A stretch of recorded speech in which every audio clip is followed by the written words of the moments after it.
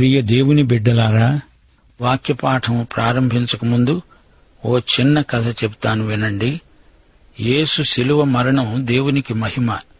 యేసు శిలువపై చనిపోయాడు అనగానే పరిశుద్ధాత్మ మన హృదయంలో స్తుతి స్తోత్రములు ధ్వనించేటట్లు చేస్తాడు. శిలువ మీద యేసు ప్రేమను మనం చూస్తాము. చెప్పశక్యము కాని దేవుని వరమే యేసుక్రీస్తు. అనగనగా ఒక గొప్ప చిత్రకారుడు యేసు శిలువ వేతను ఓ గొప్ప చిత్రపటంలో చక్కగా అర్థవంతంగా వ్యక్తీకరించాడు. క్రూరమైన శిలువ మీద యేసుక్రీస్తు అనుభవించిన యాతన కన్నులకు కట్టినట్లు చిత్రీకరించాడు. యేసు శిలువ చుట్టూ అనేక మంది జనులు గుమికూడి ఉన్నారు.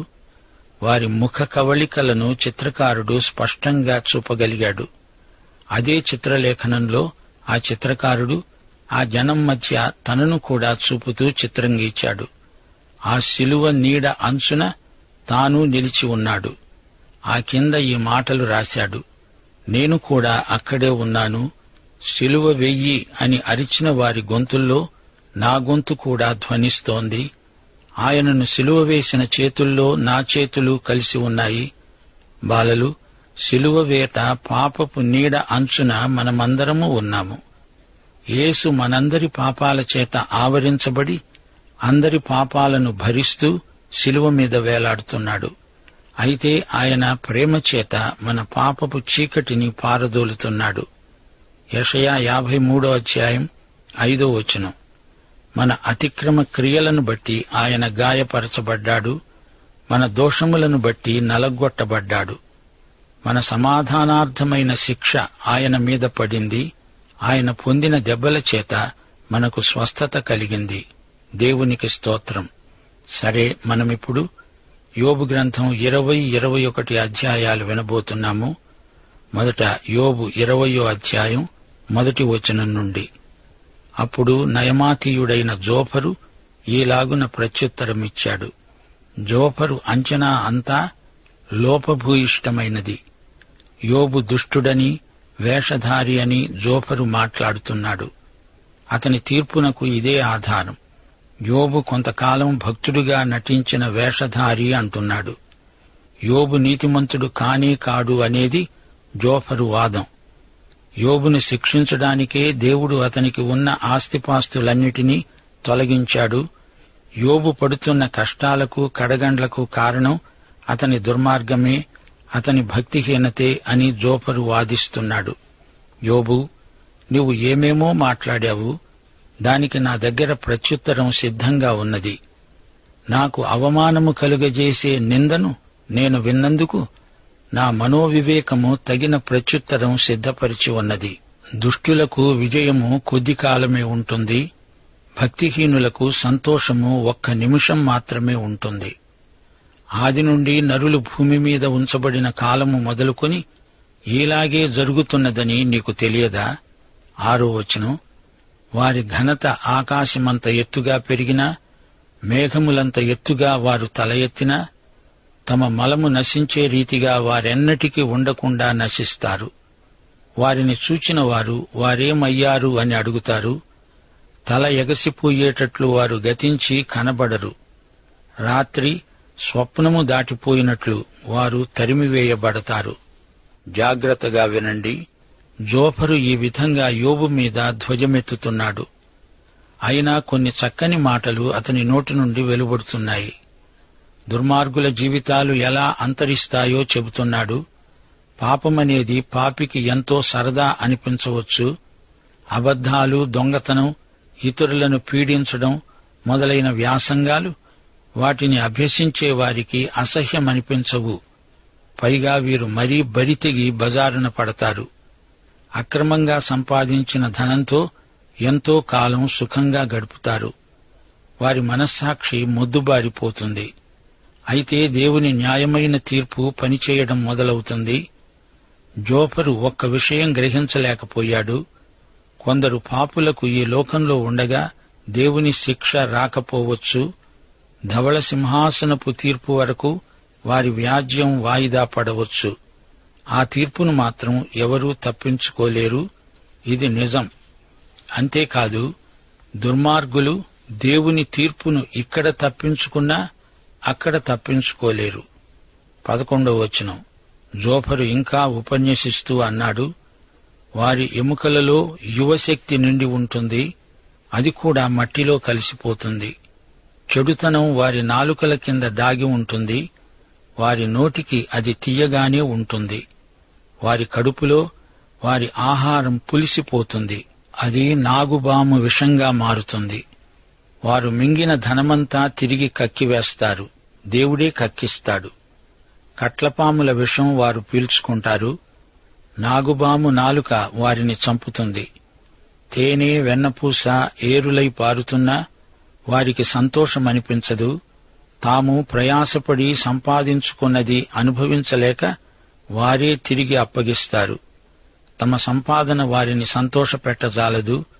బీదలను ముంచుతారు, బలాత్కారంగా ఇండ్లను ఆక్రమించుకుంటారు. వాటిని అలాగే వదిలేస్తారు, కట్టరు, పూర్తి చెయ్యరు. ఎడతెగక ఆశిస్తారు, తమ అక్రమార్జన వారిని రక్షించజాలదు. అన్నీ మింగేస్తారు, వారి క్షేమస్థితి నిలువదు. పూర్ణ సంపాద్యం వల్ల వారికి ఇబ్బంది. దురవస్థలో ఉన్న వారి చెయ్యి వీరిమీదికే వస్తుంది. వీరు కడుపు నింపుకుంటూ ఉండగా దేవుని కోపాగ్ని వీరిమీదికి వస్తుంది. తింటూ ఉండగా వారిపై అగ్ని కురుస్తుంది. ఇనుప ఆయుధం తప్పించుకొని పారిపోతారుగాని ఇత్తడి విల్లు బాణాలను విడువగా అవి వారి దేహాలను చీల్చి బయటికి దూసుకువస్తాయి. వారి శరీరములో నుండి పైత్యపు తిత్తి బయటికి వస్తుంది. మరణ భయం వారి మీదికి వస్తుంది. వారి ధననిధులు అంధకారంతో నిండిపోతాయి. అగ్ని రగులుకుంటుంది, దాన్ని ఎవరూ ఊదనక్కర్లేదు. అది అందర్నీ మింగేస్తుంది. గుడారాలలో మిగిలిందాన్నంతా అది కాల్చివేస్తుంది. ఆకాశం వారి దోషాన్ని బయలుపరుస్తుంది, భూమి వారి మీదికి లేస్తుంది. వారి ఇంటికి వచ్చిన ఆర్జన సంపాదన కనపడకుండా పోతుంది. దేవుని కోపదినాన వారి ఆస్తి అంతా నాశనమవుతుంది. ఇది దేవుని వలన జరుగుతుంది. దుష్టులైన నరులకు ఇది ప్రాప్తిస్తుంది. దేవుని వలన వారికి నియమింపబడిన స్వాస్థ్యం ఇదే. విశ్వాసులారా, వింటున్నారా? జోఫరు వేదాంతం ఊకదంపు. ఇది ఇతని చివరి ప్రసంగం. 2వ విడత మొదలైన గోష్ఠీ సభలో ఇతనిది 3వ ప్రసంగం. జోఫరు ఇక మాట్లాడడు, దీనితో ముగింపు. జోఫరు ఆచారవాది. దేవుని ధర్మశాస్త్ర నియమాలను తూచా తప్పకుండా పాటించాలి అంటాడు. జోఫరుకు దేవుని కృపాసనము తెలియదు. తీర్పు, శిక్షావిధి మాత్రమే జోఫరుకు తెలుసు. శాస్త్రీయ కాఠిన్యం నిలువెల్లా నిండిన పండితుడు, మహామహోపాధ్యాయుడు. అయితే ఏమి లాభం? యోబుకు ఇతని తీర్పు మాటలు బాధను ఎక్కువ చేశాయి. తనలో ఉన్న అక్కసు అంతా వెళ్లగక్కాడు. అంత్యోపన్యాసంలో అవాకులు చవాకులు పేలాడు. యోబు, నీవు దుర్మార్గుడివి, దుష్టుడివి, శపితుడివి అంటూ శాపనార్థాలు పెట్టాడు. జోఫరు రాజకీయ నాయకుడుగా మాట్లాడుతూ అన్ని జటిల సమస్యలకు నా దగ్గర జవాబులున్నాయి అంటున్నాడు. అన్ని ప్రశ్నలకు జవాబులు ఇతని జేబులోనే ఉన్నాయట. ఇతని వద్ద గతకాలపు పరిశోధన నాళిక ఉంది. అందులో నుంచి ఏదో వెలికి తీస్తాడట. నాటకీయత ఉట్టిపడేటట్లు తన పాండిత్యాన్ని ప్రదర్శిస్తున్నాడు. జోఫరు, ఏం మాట్లాడావయ్యా? ఈ సంగతులన్నీ యోబుకు తెలుసు. నీవేదో ఊడబొడుస్తానని వచ్చావా? కృపాసహితమైన బోధ నీకు రాదు. తీర్పువాదంతో మనుషులను వేధిస్తావా? యోబును తెగ విమర్శించావే. దేవుడు బలిని కాదు, కనికరాన్ని కోరతాడు గదా. నీ బలి కనికరం లేనిది.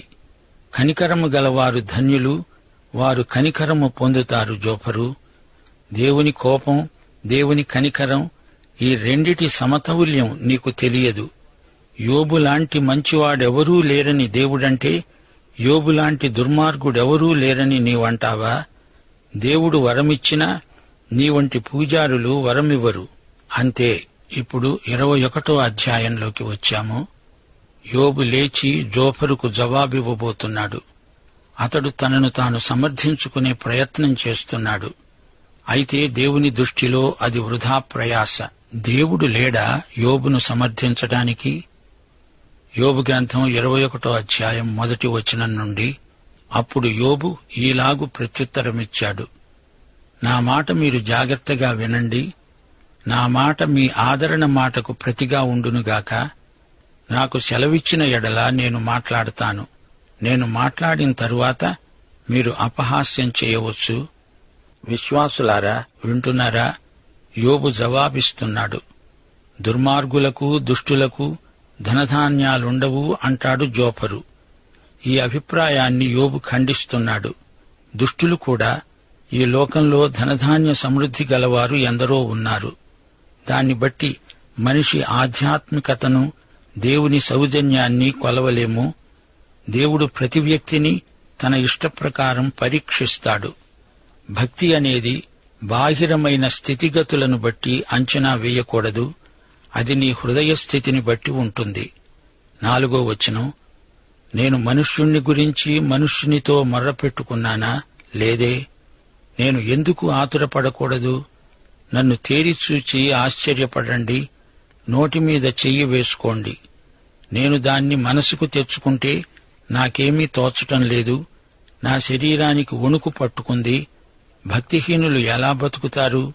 వారు వృద్ధులై ఎలా బలాభివృద్ధి నొందుతారు? వారు ఉండగానే వారితో కూడా వారి సంతానము, వారు చూస్తూ ఉండగానే వారి కుటుంబము స్థిరపరచబడుతోంది. వారి కుటుంబాలు భయమేమీ లేకుండా క్షేమంగా ఉన్నాయి. దేవుని దండం వారి మీద పడటం లేదు. వారి గొడ్లు దాటగా తప్పక చూలు కలుగుతున్నది. వారి ఆవులు ఈడ్చుకపోవు, ఈనుతాయి. యోబు వాదం వింటున్నారా శ్రోతలు? దుర్మార్గులకు శిక్ష వస్తుందంటే నిజమే. అయితే ఈ వాదం యోబుకు వర్తించదు. యోబుకు కష్టాలు వచ్చాయి గదా. యోబు దుర్మార్గుడు కాదే. యోబు మనుషులను కాదు, దేవుణ్ణి సంప్రదిస్తున్నాడు. స్నేహితులను నోరు మూసుకోండి, ఇక చాలు అంటున్నాడు. మీ వాదం దేవుని ఎదుట నిలవదు. దుష్టులు కూడా ఈ లోకంలో అభివృద్ధి చెందుతారు. 11వ వచనం నుండి, దుష్టులు తమ పిల్లలను మందలు మందలుగా బయటికి పంపుతారు. వారి పిల్లలు నాట్యం చేస్తారు. తంబుర స్వరమండలాలను పట్టుకొని వాయిస్తారు. సానిక నాదం విని సంతోషిస్తారు. శ్రేయస్సు కలిగి తమ రోజులు గడుపుతారు. ఒక్క క్షణంలోనే పాతాళానికి దిగిపోతారు. వారు దేవునితో అంటారు, నీ మార్గాలను గురించిన జ్ఞానం మాకు అక్కర్లేదు. నీవు మమ్ములను విడిచిపెట్టిపో. వారంటారు, మేము ఆయనను సేవించాలా? సర్వశక్తుడైన ఆయన ఎవరు? ఆయనకు ప్రార్థన చేస్తే మాకేం లాభం కలుగుతుంది? వారి క్షేమం వారి చేతిలో లేదు. భక్తిహీనుల యోచన నాకు దూరముగా ఉండునుగాక. భక్తిశూన్యుల దీపము ఆర్పివేయబడడం అరుదుగదా. వారి మీదికి ఆపద రావడం బహు అరుదుగదా. వారు తుఫాను ఎదుట కొట్టుకొనిపోయే చెత్తలాగా, గాలి ఎగురగొట్టే పొట్టులాగా ఉండునట్లు ఆయన కోపపడి వారికి వేదనలు నియమించడం అరుదుగదా. వారి పిల్లల మీద మోపడానికి దేవుడు వారి పాపాన్ని దాచిపెడతాడేమో అని మీరంటున్నారు. చేసిన వారు దానిని అనుభవించున్నట్లు ఆయన వారికే ప్రతిఫలమిచ్చునుగాక. వారే కన్నులారా తమ నాశనాన్ని చూతురుగాక. సర్వశక్తుడైన దేవుని కోపాగ్నిని వారు తాగుదురుగాక. తమ జీవితకాలము సమాప్తమైన తరువాత తమ ఇంటి మీద వారికి చింత ఏమిటి? 22వ వచనం, ఎవడైనా దేవునికి జ్ఞానం నేర్పుతాడా? పరలోకవాసులకు ఆయన తీర్పు తీరుస్తాడు గదా. గమనించండి, యోబు మనసు అసలే కలవరపడి ఉన్నది. బాధామధ్యంలో యోబు అడుగుతున్నాడు, దేవుడే ఉన్నత న్యాయాధిపతి, ఆయనలో తప్పుపట్టగలవారెవరు? విశ్వాసులారా, యోబులాగా మీరు శ్రమలలో ఉన్నారా? శ్రమల పట్ల మీ వైఖరి ఎలా ఉందో దేవుడు పరీక్షిస్తున్నాడు. దేవుని మీద కోప్పడేవాడు బుద్ధిహీనుడు. కష్టాలలో దేవుని యందు విశ్వాసము, నిరీక్షణ పెంపొందించుకోవాలి. నీ పరిస్థితులు ఎలా ఉన్నా సరే నీ విశ్వసనీయత చెక్కు చెదరకూడదు. ఒకడు తన కడవలలో పాలు నిండి ఉండగా, తన ఎముకలలో మూలగ బలిసి ఉండగా, సంపూర్ణ సౌఖ్యము నెమ్మది కలిగి ఉండి నిండు ఆయుష్యముతో మృతి నొందుతాడు. వేరొకడు ఎన్నడునూ క్షేమమనే దానిని ఎరుగక మనోదుఃఖము గలవాడై మృతి నొందుతాడు. వారు సమానముగా మంటిలో పండుకుంటారు, పురుగులు వారిద్దరినీ కప్పుతాయి. నా స్నేహితులారా, మీ తలంపులు నేను ఎరుగుదును. మీరు నా మీద అన్యాయంగా పన్నుతున్న పన్నాగాలు నాకు తెలిశాయి. అధిపతుల మందిరం ఎక్కడ ఉంది? భక్తిహీనులు నివసించిన గుడారం ఎక్కడ ఉంది అని మీరు అడుగుతున్నారే. 29వ వచనం. దేశమున సంచరించే వారిని మీరు అడుగలేదా? వారు తెలియజేసిన సంగతులు మీరు గుర్తుపట్టలేరా? అవి ఏవనగా, దుర్జనులు ఆపత్కాలమందు కాపాడబడతారు, ఉగ్రత దినమందు వారు తోడుకొని పోబడతారు. వారి ప్రవర్తనను బట్టి వారితో ముఖాముఖిగా మాట్లాడగలవాడెవడు? వారు చేసిన దానిని బట్టి వారికి ప్రతీకారము చేసేవాడెవడు?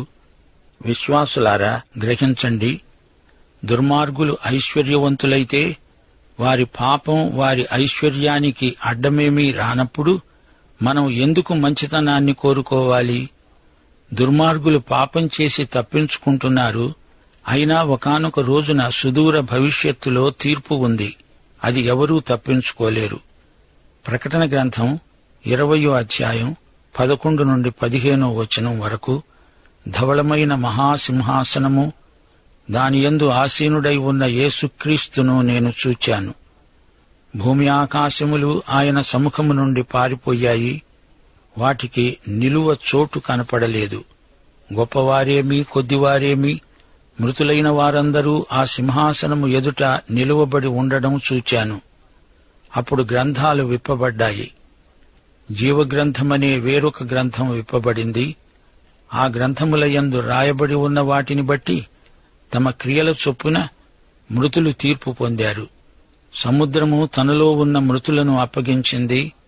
మరణము పాతాళము వాటి వశమున ఉన్న మృతులను అప్పగించాయి. వారిలో ప్రతివాడు తన క్రియల చొప్పున తీర్పు పొందాడు.